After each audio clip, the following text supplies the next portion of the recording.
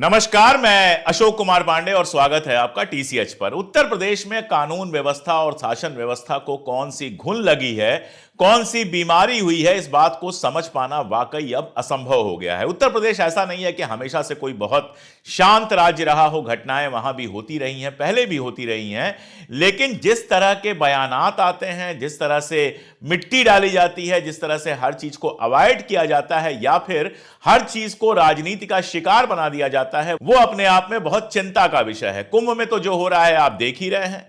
एक टीवी 9 का video viral हो रहा था। उनका एक पत्रकार घुस जाता है एक हॉस्पिटल में, जहां पर फोटोग्राफ लगी हुई है उन लोगों की जो लोग मारे गए हैं, कंफर्म है कि कुंभ की भगदड़ में मारे गए हैं।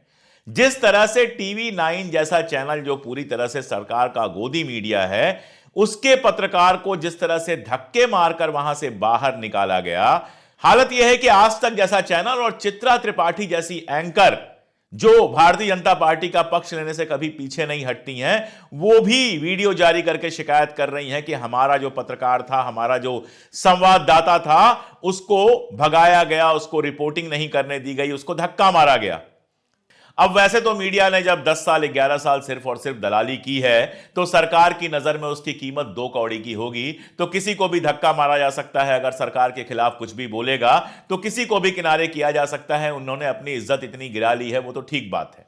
लेकिन जो संवाददाता वहां पर हैं, ज्यादातर स्थानीय लोग होते हैं या फिर घटना को रिपोर्ट करने के लिए भेजे जाते हैं, उनकी आंखों से जो दिखाई दिया, अब उसको भी गलत साबित करने की कोशिश की जा रही है। आप सोचिए, आपको याद होगा ललन टॉप की रिपोर्ट आई थी, हल्दीराम की जो दुकान थी वहां पर एक बच्ची थी और बच्ची ने बिल्कुल रोते बिलखते हुए बेहद क्रुद्ध लग रही थी। सारी घटनाएं बताई थी कि किस तरह से दुकान को तोड़ा गया, किस तरह से वहां लाशें बिछी हुई थी, यह सारा कुछ उसने बताया था।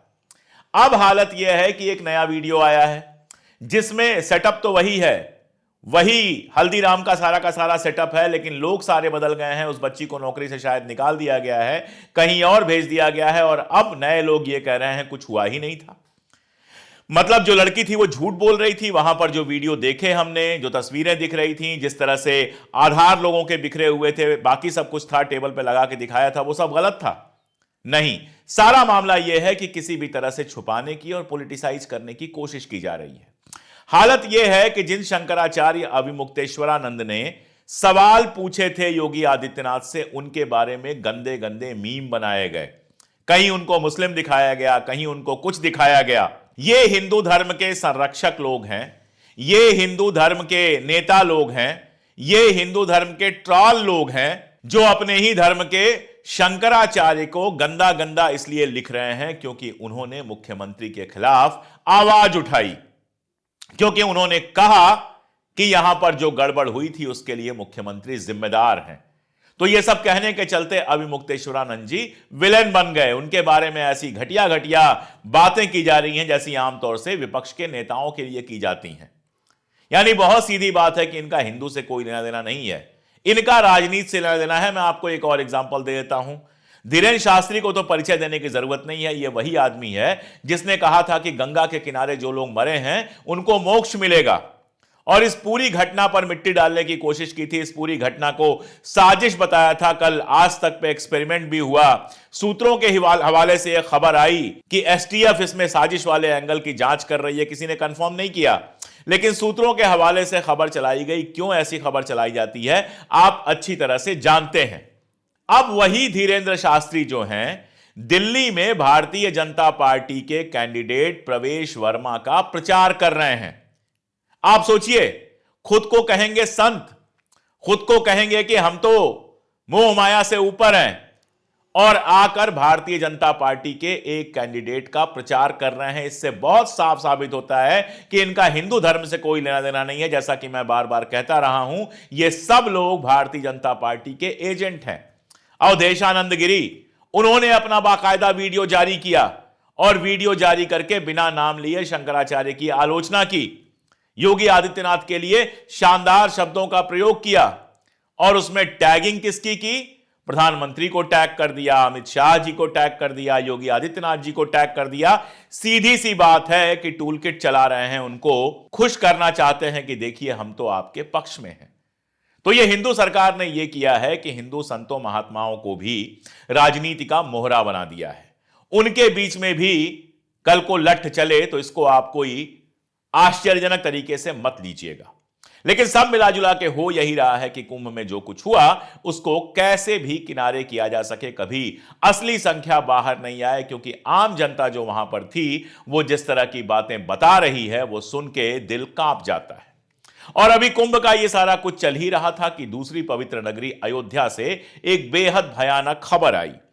एक दलित युवती, 22 साल की दलित युवती थी, उसकी लाश मिली और जब लाश मिली तो उस पर कपड़े नहीं थे और उसको देखकर बिल्कुल अंदाजा लगाया जा सकता था कि उसके साथ क्या भयावह हरकत हुई है। घटना पूरी यह है कि 30 जनवरी की रात 10 बजे 22 साल की वो बच्ची अपने घर से निकली, किसी धार्मिक कार्यक्रम में उसको जाना था, वो फिर वापस नहीं आई। उसके परिजन गांव में ही ढूंढते रहे।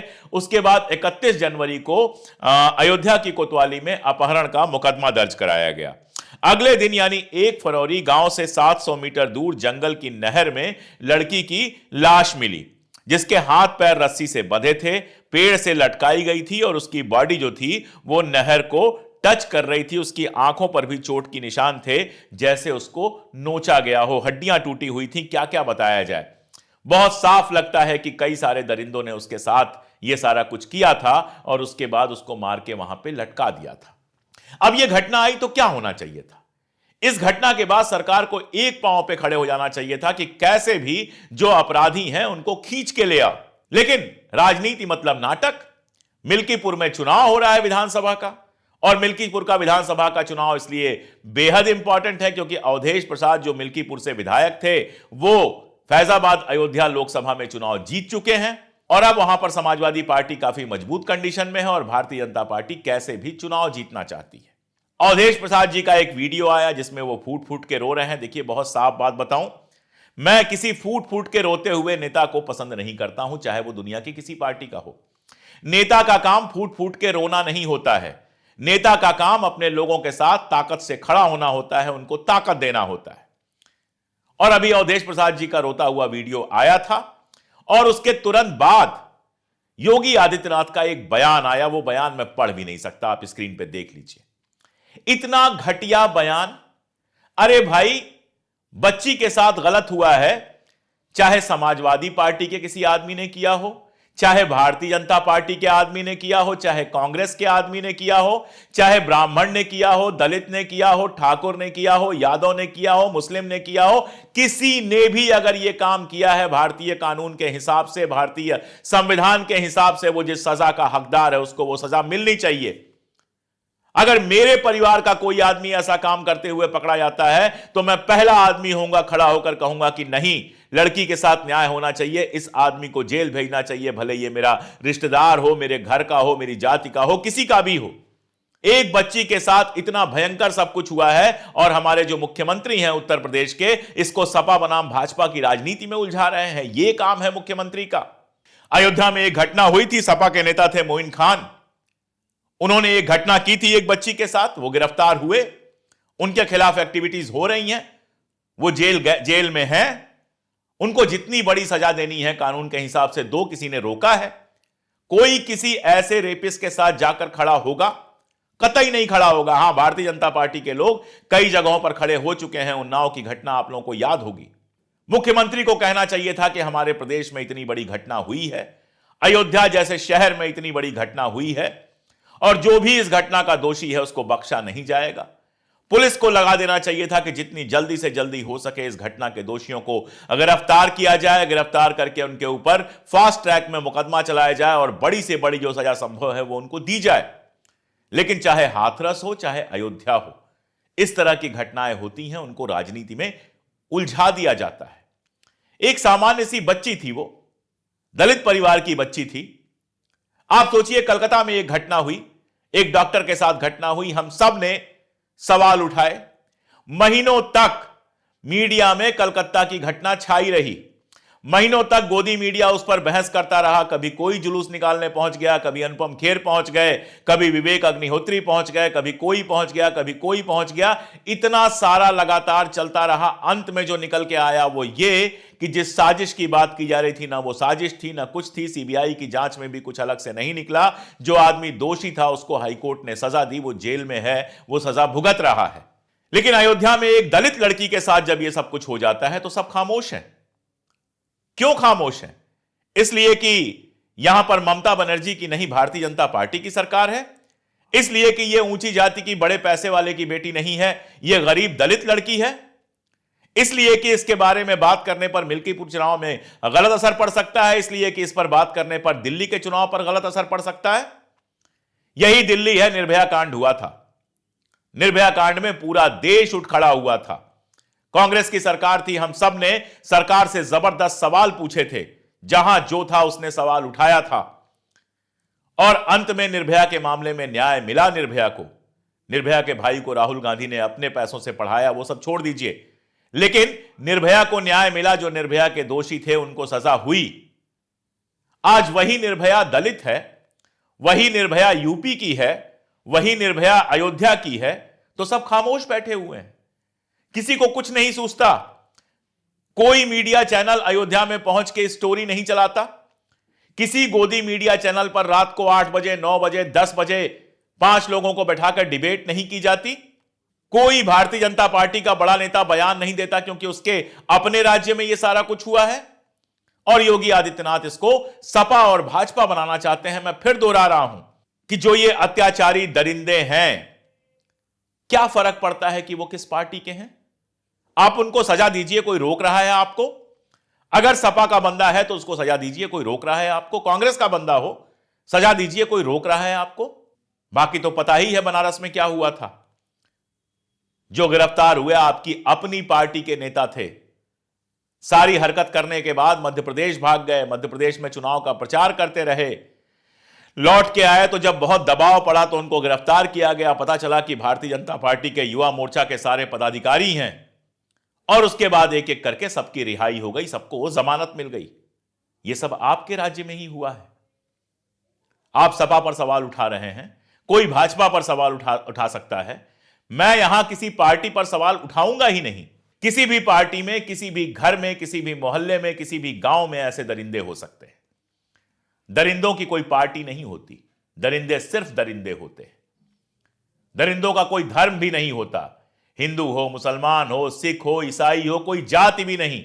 दरिंदा सिर्फ दरिंदा होता है। जब उसको कोर्ट में पेश किया जाएगा तो कोर्ट वो धाराएं देखेगा, कोर्ट वो सबूत देखेगा। कोर्ट ये नहीं पूछेगा कि तुम किस जाति के हो, कोर्ट ये नहीं पूछेगा कि तुम किस पार्टी के हो। फिर राजनीति को ये क्यों पूछना चाहिए? कुंभ में जो लोग मरे, जिनके वीडियोज आ रहे हैं, घर परिवार के लोग गायब हैं, लाश तक नहीं मिल रही है, वो किस जाति के थे, किस धर्म के थे, किस पार्टी के थे? सब तो हिंदू थे ना, सब धार्मिक हिंदू थे। कुंभ के मेले में वही जाएगा जो धर्म को मानता है। कुंभ के मेले में स्नान वही करेगा जो धर्म का महात्म्य मानता है, जो गंगा का महात्म्य मानता है। आपके ही अपने लोग थे, किसी पार्टी के हों थे तो आपके अपने, हम सबके अपने लोग थे। और उन लोगों के साथ अन्याय इसलिए हो रहा है क्योंकि कहीं भारतीय जनता पार्टी की सरकार बदनाम ना हो जाए। आप सरकारी आधिकारिक बयान दे रहे हैं, लेकिन उन लोगों की चीखें चीख चीख के कह रही हैं कि कहीं ना कहीं कुछ ना कुछ गलत तो है। कल एक पत्र आया जिसमें कहा जा रहा है, मनोज काका समाजवादी पार्टी के नेता हैं, उन्होंने एक चिट्ठी अपने ट्विटर हैंडल पे पोस्ट की और उस चिट्ठी को पढ़ के ऐसा लग रहा था कि जैसे जबरदस्ती लोगों से लिखवाया गया है कि हमारे रिश्तेदार के मरने का जो कारण है वो भगदड़ नहीं है, बीमारी है। जांच होनी चाहिए। क्या वाकई ऐसा हो रहा है? क्या वाकई लोगों को मजबूर किया जा रहा है, ये एफिडेविट देने से, ये लिखने के लिए मजबूर किया जा रहा है कि हमारे जो परिजन मरे हैं वो भगदड़ में नहीं, बीमारी में मरे हैं? अगर ऐसा है तो बेहद खतरनाक है। इसकी जांच होनी चाहिए। यह क्या है कि इंसानी लाश पर राजनीति हो रही है? यह क्या है कि एक बेटी के साथ दरिंदगी हुई है, इस देश की एक दलित बेटी के साथ? सब लोग डॉक्टर अंबेडकर का नाम लेते हैं। जब चुनाव आता है सबको डॉक्टर अंबेडकर याद आ जाते हैं। जब चुनाव आता है सबको दलित याद आ जाते हैं। प्रधानमंत्री महोदय जो है वो दलितों के पैर धुलने लगते हैं, कोई कुछ करने लगता है, कोई कुछ करने लगता है। लेकिन जब एक दलित बेटी के साथ इतना बड़ा अन्याय हुआ है तो सब खामोश हैं। क्यों? पैर धुलने से दलितों को कोई मुक्ति नहीं मिल जाएगी। रिपोर्ट आई थी कि जिनके पैर धुले थे उनकी तनख्वाह भी ठीक से नहीं बढ़ी। एक दिन फोटो आएगी पैर धुलाने की, उनके ड्राइंग रूम में लग जाएगी। उनके घर में ड्राइंग रूम भी कहां होगा, जो एक कमरा होगा उसमें लग जाएगी। कुछ दिनों बाद उस पर धूल चढ़ जाएगी और कुछ दिनों बाद वो गायब हो जाएगी। फर्क पड़ता है न्याय मिलने से, फर्क पड़ता है सम्मान मिलने से, फर्क पड़ता है नौकरी और अधिकार मिलने से। और जब दलितों के नौकरी की बात होती है, दलितों के अधिकार की बात होती है, दलितों के सम्मान की बात होती है, दलितों को जब न्याय देने की बात होती है तो सबके चेहरे पर, सबकी आंखों पर, सबके होठों पर पट्टी बन जाती है। अगर वाकई चिंता होती दलितों की तो इस दलित की बेटी के बाद यूट्यूब चैनल से लेकर, गोदी मीडिया से लेकर और देश भर में तहलका मच जाना चाहिए था। ठीक है, विपक्ष के नेताओं ने सवाल पूछा, राहुल गांधी ने भी सवाल पूछा है, बाकी लोगों ने भी सवाल पूछा है, लेकिन सत्ता कहां है? नरेंद्र मोदी जी क्यों नहीं कहते हैं कि एक दलित बेटी के साथ ये जो अन्याय हुआ है मैं कतई बर्दाश्त नहीं करूंगा, जो भी इसका दोषी होगा उसको सजा दिलाऊंगा? क्यों नहीं जाते हैं उसके परिवार से मिलने? योगी आदित्यनाथ सपा भाजपा कर रहे हैं, क्यों नहीं जाते हैं उस परिवार से मिलने और उसके मां बाप को यह विश्वास दिलाते हैं कि तुम्हारे साथ न्याय होगा?